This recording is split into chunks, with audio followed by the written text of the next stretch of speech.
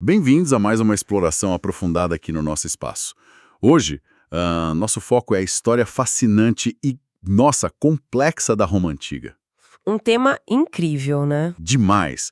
Vamos analisar um conjunto bem interessante de fontes, na verdade, uma série de questões detalhadas que levam a gente desde as origens míticas, passando pela monarquia, a república, que foi bem turbulenta, Uhum. até o auge e a queda do império. A ideia é tirar daqui os pontos essenciais, sabe? Aqueles fatos surpreendentes e as conexões que mostram por que Roma ainda, ressoa tanto hoje. Ok, vamos lá, desvendar isso. É um desafio e tanto. Porque Roma, né, não foi só um império territorial. Foi um imenso laboratório político, social, cultural. As experiências deles moldaram o Ocidente de um jeito assim profundo. E como a gente pode abordar isso? Cronologicamente, Podemos seguir uma linha cronológica, sim. Acho que ajuda a organizar. Mas focando nos grandes temas que essas fontes trazem, né? Poder, sociedade, conflito. Como eles inovaram e, claro, o que levou ao declínio no final. ótimo ponto de partida. Então, começando pelas origens. A lenda clássica, Rômulo e Remo, a loba, a fundação mítica em 753 a.C., lá na Península Itálica. Uma história poderosa, né? Sem dúvida. E a localização ali era estratégica, viu? Mas as fontes mostram também influências bem concretas, especialmente dos etruscos, que eram vizinhos ali ao norte. Ah, os etruscos. O que eles trouxeram de importante? Olha, o interessante é ver como Roma absorveu coisas cruciais deles. Técnicas de engenharia, tipo o arco, que foi essencial para as construções gigantescas deles, sistemas de esgoto, Uhum. símbolos de poder também, como a cadeira curu, sabe? Aquela dos magistrados, e os faces, aquele feixe de varas com o machado, até rituais religiosos. Roma não só conquistava, ela assimilava muito. E a estrutura social dessa Roma, bem inicial, como era? Além dos mitos e dessas influências externas. Quem mandava? Basicamente, a estrutura vinha das gens. Eram grandes clãs familiares que formavam a aristocracia, os patrícios. Donos das terras, controlavam a política, a religião nessa fase da monarquia. Uma elite bem definida desde o começo. Mas essa monarquia não durou para sempre. Teve um fim bem abrupto em 509 a.C., com a expulsão do rei Tarquínio o Soberbo. O que aconteceu ali? O que levou a essa ruptura? A tradição romana conta uma história bem dramática, né? A violência do sexto Tarquínio, filho do rei, contra Lucrécia, uma nobre. Esse ato teria sido o estopim. Revoltada, a aristocracia se uniu para derrubar a monarquia. Juraram nunca mais ter um rei. Foi o gatilho para o nascimento da república. A expulsão do rei foi mesmo um ponto de virada. Como Roma se organizou depois disso? Aí que surge a famosa república, né? O nome já diz, res publica, coisa pública. Sugere uma mudança grande. Exatamente, a ideia era essa. O poder não seria mais de um rei, mas exercido coletivamente, principalmente pelo Senado, que era majoritariamente patrício, e por magistrados eleitos todo ano. Uma estrutura bem mais complexa, então. Bem mais, tinha até uma carreira política padrão, o cursus honorum. Começava como questor, cuidando das finanças. Podia virar edil, que administrava a cidade, pretor, na justiça, e chegar ao topo como cônsul, com comando militar e de governo. E nessa estrutura toda tinham umas magistraturas com poder bem forte, né? Ouvi falar dos censores. A função deles parece bem peculiar. Sim, os censores eram poderosíssimos. Além de fazer o censo, avaliar a riqueza, eles tinham a cura morum, tipo uma supervisão da moral pública. Podiam até expulsar senadores por conduta imprópria. Nossa, E em crise extrema, tinha o ditador. Poder absoluto, mas, olha, era temporário. Só 6 meses, para resolver emergência. Uma medida drástica, mas tinha esse limite, né? e o povo? Onde entrava nisso? Tinha as assembleias, né? Tinha, sim. Várias assembleias com funções diferentes. A centuriata, que era organizada por riqueza, elegia os cônsules, os pretores, tinha um peso militar. A tribal, baseada nos distritos, votava leis, elegia magistrados menores. Mas funcionava na prática? O povo tinha voz mesmo? Na teoria, sim. Tinha participação popular, mas na prática o sistema acabava favorecendo os mais ricos, né? Isso levanta uma questão importante sobre como o poder era distribuído, ou concentrado, na verdade. E essa desigualdade foi o palco de muito conflito, imagino. A sociedade dividida, patrícios, a elite e plebeus, a maioria. A luta das ordens marcou séculos da República. Foi uma luta longa, viu? E bem árdua, por direitos. Os plebeus foram espertos, usaram táticas como a secessão da plebe. Uma greve geral, basicamente. Isso. Se retiravam da cidade para forçar os patrícios a cederem. Uma vitória-chave foi criar os tribunos da plebe. Eram magistrados plebeus com poder de veto. Podiam barrar atos do Senado que prejudicassem a plebe. Uma ferramenta de contrapeso muito forte. Que jogada! Isso é impressionante. E que outras conquistas importantes eles conseguiram? Outro marco foi a Lei das 12 Táguas, o primeiro código de leis escritas de Roma. Ter as leis lá expostas para todo mundo ver limitava a arbitrariedade dos juízes patrícios, né? Faz todo sentido. E mais tarde, a Lei Canuleia permitiu o casamento entre patrícios e plebeus. Isso derrubou uma barreira social enorme. Essas conquistas foram moldando uma sociedade mais complexa, mais integrada, ainda que desigual, claro. Enquanto Roma fervia com essas tensões internas, ela também crescia para fora agressivamente. O confronto com Cartago, as guerras púnicas, aquilo foi decisivo para o domínio no Mediterrâneo. E aí surge Aníbal. Ah, Aníbal Barca, um estrategista militar assim brilhante. A travessia dos Alpes com elefantes, quem não ouviu falar? Épico. E a Batalha de Canas em 216 a.C. foi a obra-prima tática dele. Ele usou uma manobra de duplo envolvimento, cercou e simplesmente aniquilou um exército romano muito maior. Foi uma derrota humilhante para Roma. E o mais fascinante é que, mesmo depois de Canas, uma vitória esmagadora, Aníbal não marchou sobre Roma. Por que será? É o grande IC da história antiga, né? Provavelmente faltava equipamento para um cerco longo a uma cidade tão bem defendida como Roma. As linhas de suprimento dele eram muito frágeis, vindas lá da Espanha, da África. Complicado. E talvez a estratégia dele fosse mais política, sabe? Isolar Roma, fazer os aliados italianos pularem fora. Só que isso não aconteceu na escala que ele precisava.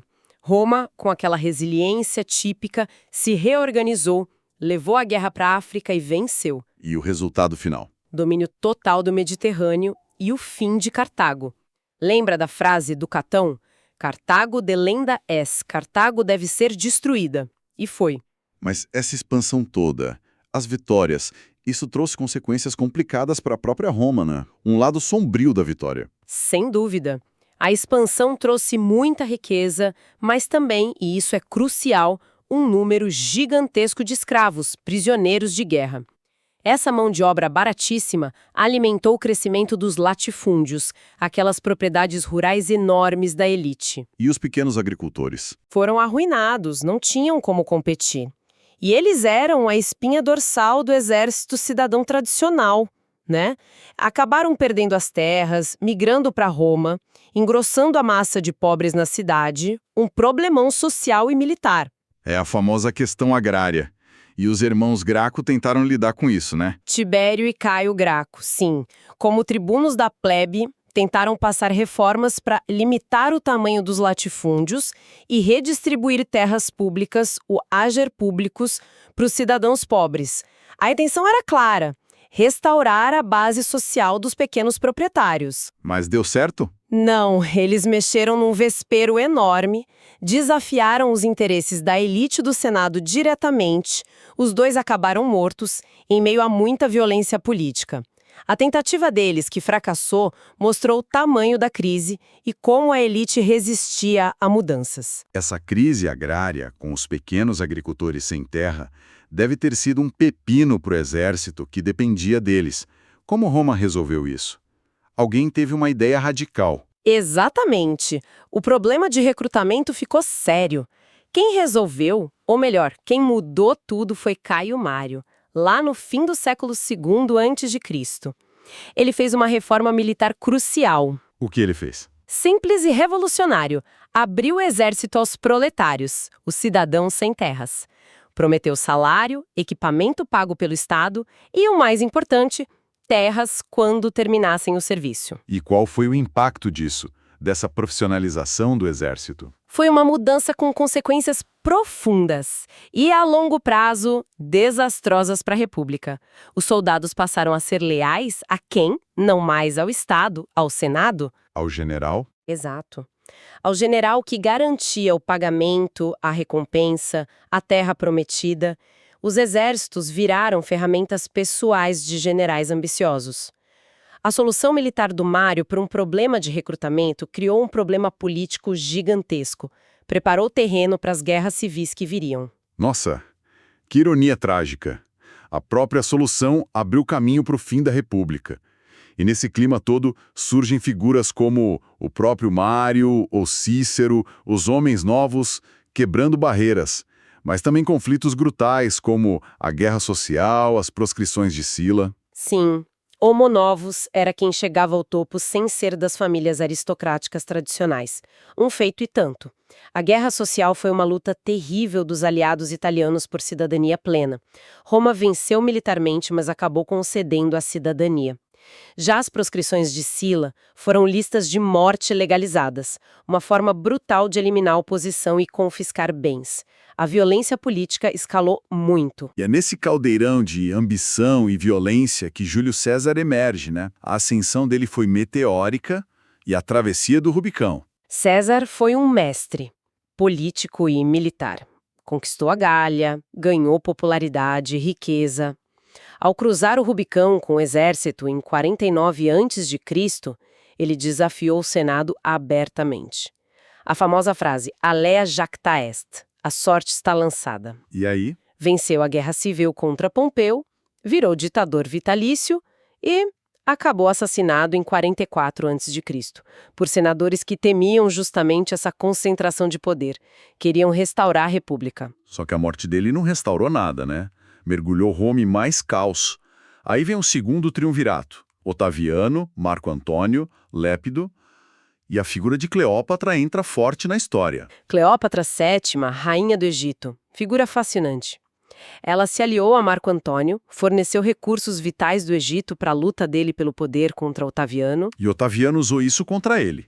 Como Otaviano era um gênio da propaganda, usou a aliança para pintar Antônio como um romano dominado por uma rainha estrangeira. Minou o apoio dele em Roma. A vitória final de Otaviano na Batalha de Ácio marcou o fim definitivo da República. Acabou ali. E aí, finalmente, começa o Império. Em 27 a.C., Otaviano vira Augusto, o primeiro imperador. Mas ele foi sutil no título, né? Adotou príncipes. Por quê? Príncipes significa primeiro cidadão. Foi uma jogada muito inteligente. Ele concentrou o poder supremo, mas manteve a aparência das instituições republicanas como o Senado. Era uma fachada para acalmar a elite, evitar a imagem de rei, que era odiada. Entendi. Esse período inicial é o Principado. É diferente do Dominato, que veio séculos depois com Diocleciano, onde o imperador já era um monarca absoluto, divinizado, o Dominus, o Senhor. E Augusto inaugura a Pax Romana. 2 séculos de relativa paz e prosperidade. A Era de Ouro do Império, com grandes obras, estabilidade, incluindo os 5 bons imperadores. Sim, um período notável. Em parte por causa da sucessão por adoção, que evitou muitas guerras civis pelo trono, foi a época dos grandes feitos de engenharia, como os aquedutos levando água para as cidades. Incrível a precisão daquilo. E maravilhas como o Panteão, com aquela cúpula impressionante, e o Coliseu, claro, o símbolo máximo da política do pão e circo. Pão e circo. Panem et circenses. Essa expressão pegou. Qual era exatamente a lógica por trás disso? Manter o povo feliz? Basicamente, uma estratégia de controle social. Distribuir comida barata ou de graça e oferecer espetáculos grandiosos, lutas de gladiadores, corridas de bigas, mantinha a enorme população pobre de Roma alimentada, entretida e, o ponto-chave, apaziguada. Desviava a atenção de problemas sociais e reforçava a imagem do imperador como um grande provedor. Faz sentido. E a sociedade imperial tinha suas próprias dinâmicas, bem complexas. A guarda pretoriana, por exemplo, criada para proteger o imperador, virou uma força política perigosa. Muitas vezes eram eles que decidiam quem ia ser o próximo imperador. Que perigo. O direito romano também continua evoluindo. Tivemos codificações importantes como o Édito Perpétuo, de Adriano, e a Constitutio Antoniniana, o Édito de Caracalla, de 212 d.C., que deu cidadania para quase todo mundo livre no Império. Uma medida com fundo fiscal para cobrar mais impostos, mas com um impacto social gigantesco. Nossa, isso é enorme. Sim, e tinha o culto imperial, que ajudava a unificar o território. A economia agrária se apoiava nas vilae, aquelas grandes propriedades que se tornariam ainda mais importantes mais para frente, na crise. Mas essa estabilidade toda, a Pax Romana, não durou para sempre. O século III é sempre descrito como uma grande crise, né? Instabilidade política, problemas econômicos. O sistema começou a falhar feio. Foi a chamada Crise do Século III, ou Anarquia Militar. Uma época terrível. Imperadores subiam e caíam numa velocidade assustadora, aclamados e mortos pelo próprio exército, as guerras constantes, a necessidade de pagar os soldados. Isso levou à desvalorização da moeda, uma inflação descontrolada. A economia entrou em parafuso. E tentaram consertar isso. E como o cristianismo entra nessa história? Antes era uma religião perseguida, né? Tentaram. Diocleciano tentou estabilizar com a tetrarquia, dividindo o poder entre 4 governantes, uma tentativa de organizar a casa.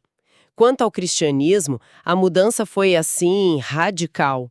Constantino, com o Edito de Milão, em 313, garantiu liberdade de culto. Chega de perseguição. Um passo enorme. E depois, Teodósio, com o Edito de Tessalônica, em 380, foi além. Tornou o cristianismo a religião oficial do Estado, proibiu o paganismo. É uma transformação profunda, de religião marginalizada a pilar do poder imperial. Embora isso também tenha criado novas tensões, claro. E, eventualmente, o império foi dividido de vez, né? Com Constantinopla ganhando muito destaque no Oriente. Sim, em 395, depois de Teodósio, a divisão entre Império Romano do Ocidente e Império Romano do Oriente ficou permanente. Constantinopla, a nova capital no Oriente, era estrategicamente vital. Muito bem defendida, controlando rotas comerciais-chave. Isso foi fundamental para a sobrevivência do Oriente. E a queda do Ocidente. Como aconteceu? Foi um colapso rápido ou um processo longo? Foi um processo longo, não um evento único de um dia para o outro. Combinou muitos fatores internos, aquela instabilidade política crônica, corrupção, a crise econômica que não passava, a dependência cada vez maior de exércitos barbarizados, com muitos soldados de origem germânica, os foderati, de lealdade duvidosa. E a pressão externa? As invasões? Exato, a pressão externa dos povos germânicos nas fronteiras foi crescendo muito. A derrota em Adrianópolis, em 378, onde o imperador Valente morreu em batalha contra os godos, foi um sinal claríssimo do enfraquecimento militar romano, um choque. E existem momentos que viraram símbolos dessa queda, né? O saque de Roma pelos visigodos em 410. Deve ter sido um trauma. E a data de 476. O saque de 410 abalou o mundo romano profundamente. Ninguém imaginava que Roma pudesse ser invadida assim.